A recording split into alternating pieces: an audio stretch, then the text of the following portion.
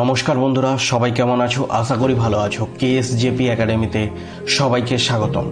বন্ধুরা, তোমরা আমাদের চ্যানেলে অনেকেই কমেন্ট করেছো যে দাদা 3-4 বার ধরে পরীক্ষা দিচ্ছি কিন্তু সিলেকশন হচ্ছে না, এবং অনেকেই কমেন্ট করেছো যে দাদা কিছুই মনে থাকতে চাচ্ছি না, যা পড়ছি তাই ভুলে যাচ্ছি। আবার অনেকে বলেছো যে দাদা প্রচুর পড়ি কিন্তু লাস্ট পর্যন্ত কিছুই মনে থাকে না। অনেকে আবার বলে যে দাদা প্রচুর পড়ি, লিখি এবং নোট বানাই কিন্তু অবশেষে ভুলে যাই বা পরীক্ষা হলে ভুলে যাই। তো আজকে আমরা আলোচনা করব তোমরা এমন কিছু শর্টকাট ট্রিক্সের মাধ্যমে বা এমন কিছু পদ্ধতির মাধ্যমে তোমরা সেইভাবে যদি প্রিপারেশান নাও বা পড়াশোনা করো তাহলে অবশ্যই তোমরা সমস্ত কিছু অনেক দিনের জন্য মনে রাখতে পারবে। তো আজকের ভিডিওটি যারা সরকারি চাকরির প্রস্তুতি নিচ্ছ তাদের জন্য, এবং যারা স্কুল বা কলেজে রয়েছে তারাও এটি ফলো করতে পারো।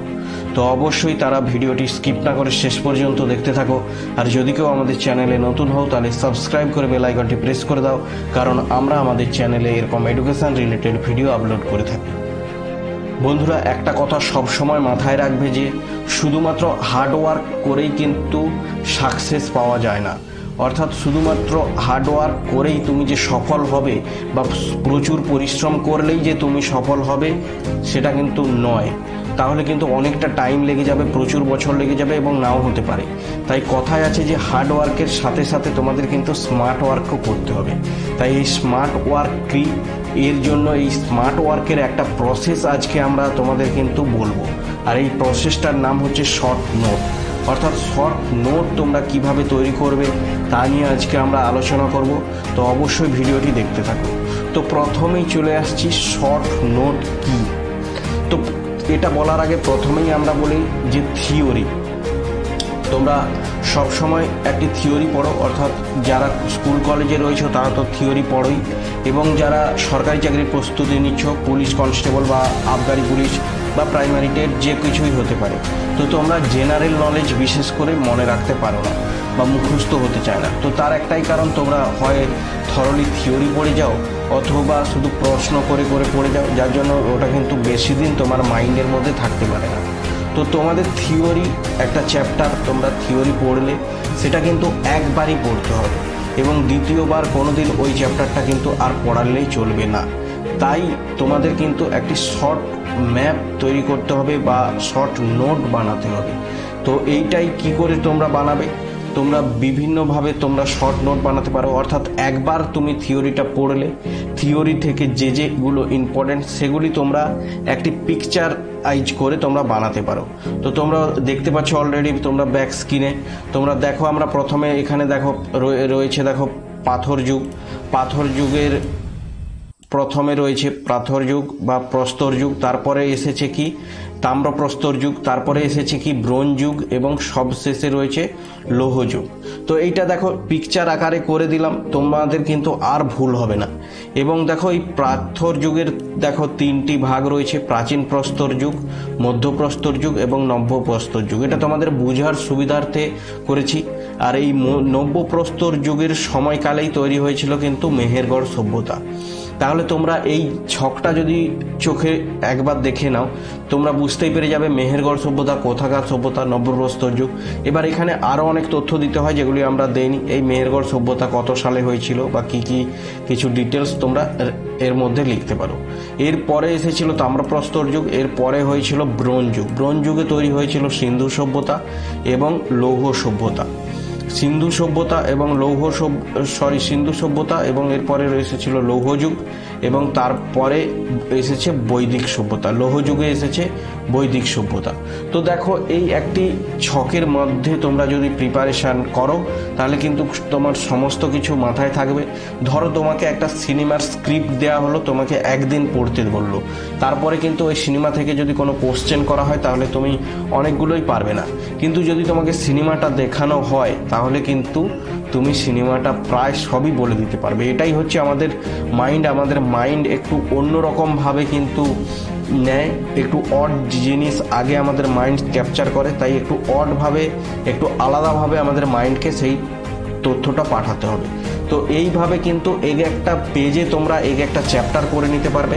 টোটাল ধরো একটা সাবজেক্ট হিস্ট্রিতে 12টা চ্যাপ্টার রয়েছে, ধরো 12টা পেজে 12টা চ্যাপ্টার হয়ে গেল। এবং যখন রিভাইজ করবে খুব কুইক, দেখো 12টা পেজ খুব কুইক হয়ে গেল, আর কিন্তু থিওরি পড়ার প্রয়োজন নেই। এইগুলি তুমি পরপর দেখতে থাকবে, উল্টাতে থাকবে, তোমার হয়ে যাবে। তো এইরকম আরেকটি আমরা শর্ট নোটের তোমাদের উদাহরণ দিয়েছি, তোমরা দেখতে পাচ্ছ অন স্ক্রিন।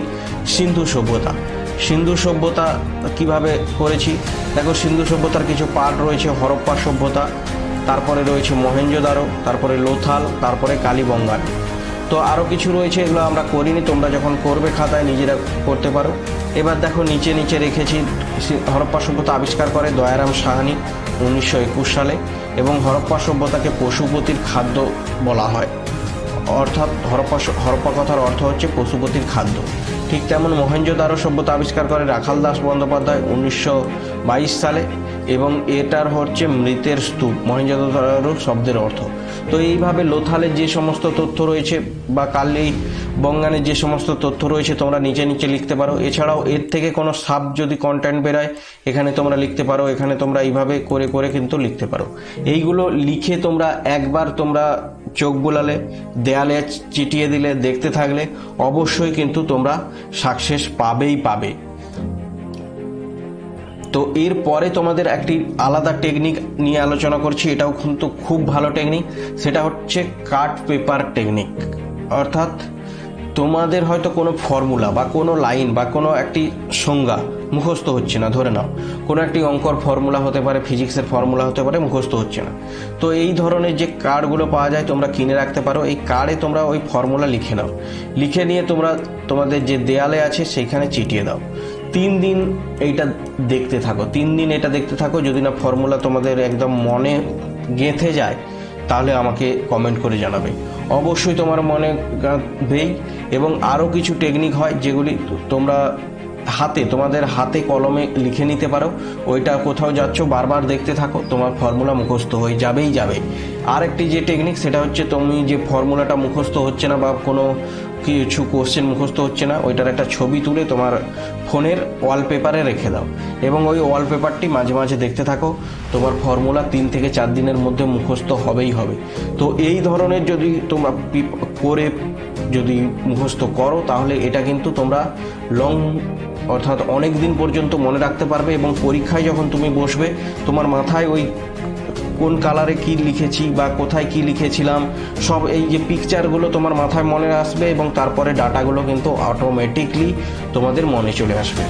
তো এরপরে চলে আসছি সব থেকে ইম্পর্টেন্ট যেটি হচ্ছে রিভিশন টেকনিক। অর্থাৎ রিভিশন টেকনিক তোমাদের এইটা সব থেকে ইম্পর্টেন্ট। আমরা দেখো নর্মাল হিউম্যান, আমরা সাধারণ মানুষ, আমাদের দরকার হয় রিভিশনে, আমাদের রিভিশন মাস্ট ইম্পর্টেন্ট। আমরা কোনো জিনিস একবারেই মনে থাকে না, তো রিভিশন মাস্ট কেন? তো রিভিশন দেখো আমাদের মাথায় স্টোর করার জন্য। মাথায় স্টোর দুভাবে হয়, একটা হচ্ছে লং টার্ম মেমোরিতে স্টোর হয়, একটা হচ্ছে শর্ট টার্ম মেমোরিতে স্টোর হয়। লং টার্ম মেমোরি বলতে যেটা তোমার মাথায় একদম প্রথম একদম শেষ পর্যন্ত যেটা থাকবে, আর শর্ট টার্ম কিছুদিনের মধ্যে ভুলে যাবে। তো একটা উদাহরণ দিচ্ছি, তোমরা ধরো তোমরা যে স্কুলে যেতে, যে কোনো না কোনো স্কুলে তো পড়তে, তোমরা নিজেরা যে স্কুলে পড়তে, ওই স্কুলে যাওয়ার যে তোমাদের রাস্তা তোমরা কি ভুলে গেছো?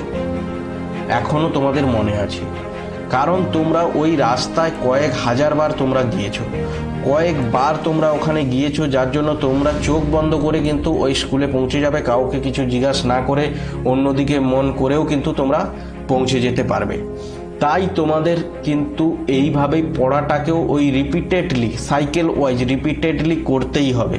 এবং রিপিটেডলি যদি তুমি করতে থাকো অবশ্যই তোমার মাথায় লং টার্ম মেমোরিতে যে গেঁথে যাবে, এবং সেটা আর কোনো দিনই তোমার মাথা থেকে বেরোবেই না। তো এবার রিভিশন টেকনিক কি, একটা টেকনিক রেখেছি, সেটা তোমাদের টাইম সেভ করবে এবং আরও অনেক কিছু সেভ করবে। দেখো আমরা প্রথমেই বলেছি তোমরা শুধু থিওরি পড়বে, থিওরিটা একবার পড়বে, বাকি শর্ট নোট বানাবে, এবং রিভিশনে কিন্তু আর থিওরি পড়ার কোনো প্রয়োজন নেই, ওই শর্ট নোটটিই পড়বে। এবার পড়ার একটা টেকনিক রয়েছে, দেখো আজকে হয়তো তুমি পড়লে, আজকে একটা কোনো চ্যাপ্টার পড়লে, সেইটা আবার 3 দিনের মাথায় রিভিশন দিলে, দেখবে তোমার আজকে যদি 1 ঘন্টা লাগে, এই যে 3 দিনের মাথায় তুমি রিভিশন দিচ্ছ, এখানে 45 মিনিট টাইম লাগবে।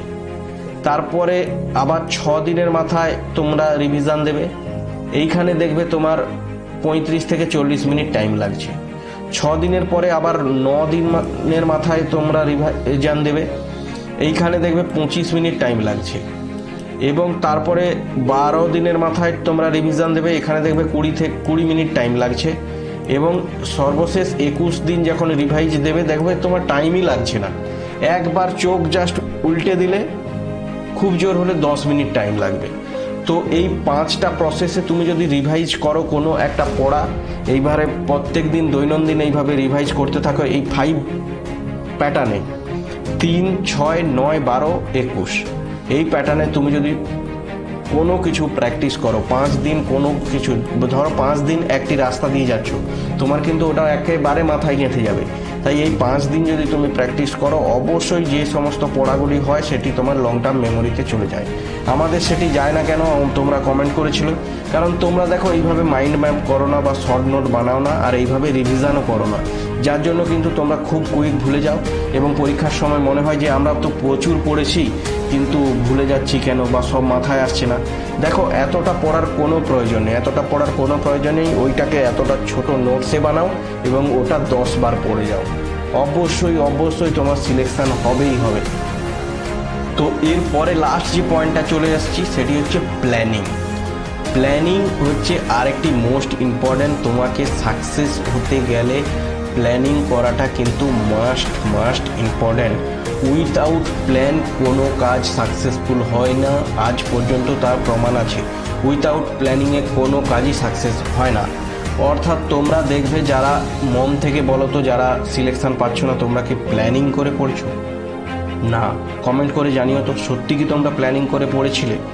তো প্ল্যানিং তোমাদের করতে হবে। ধরো এইখান থেকে তুমি এই রাস্তা স্টার্ট করেছো, এখানে যাবে, তোমাকে তো আগে থেকেই প্ল্যান করতে হয় যে কোন রাস্তা দিয়ে কিভাবে তুমি এখানে পৌঁছাবে। না তুমি মিডিলে গিয়ে কাউকে যদি জিজ্ঞাসা করো সে বলে দেবে, কিন্তু সেটা পড়াশোনার ক্ষেত্রে হয় না। কারণ কেউই চায় না তুমি পড়াশোনা করে চাকরি পাও, তোমার কেউই চায় না, তোমার আশেপাশে প্রতিবেশী বন্ধু বান্ধব কেউ চায় না তুমি ওই রাস্তায় পৌঁছাও। তাই এই রাস্তা একেবারে তোমার নিজের ব্যাপার, নিজেকে প্ল্যান করতে হবে, কিভাবে পৌঁছাবে নিজেকে জানতে হবে, নিজের উপর ভরসা রাখতে হবে এবং নিজেকে এগিয়ে যেতেই হবে। কারণ কেউ এখানে তোমাকে হেল্প করবে না, বরং সবাই ডিমোটিভেট করে দেবে, তোমার রাস্তা উল্টা দিকে ঘুরিয়ে দেওয়ার চেষ্টা করবে।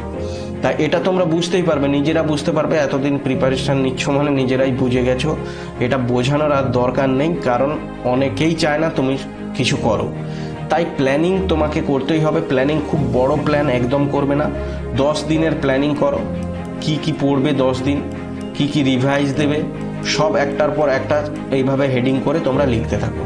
প্ল্যানিং করো, মাঠে নামো, অবশ্যই তুমি সাকসেস পাবে। উইথাউট প্ল্যান সাকসেস পসিবল নয়। তাই প্ল্যানিং করে মাঠে নামো, অবশ্যই তুমি সাকসেস পাবে।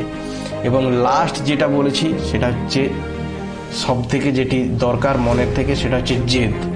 অর্থাৎ আমি পারবো মানে আমি পারবই, আমার চাই মানে আমার চাই, যে কোনো উপায় চাই, যে কোনো উপায় পারবো, যত কষ্ট হোক না পারবো। অর্থাৎ তুমি যখন একটা রাস্তা থেকে শুরু করেছো এবং সর্বশেষ রাস্তা অর্থাৎ চাকরি, এর মাঝখানে অনেক বাধা আসবে, অনেক ফেলিওর আসবে এবং তোমাকে জেদটা বজায় রাখতে হবে যে আমি শেষ পর্যন্ত পৌঁছাবই।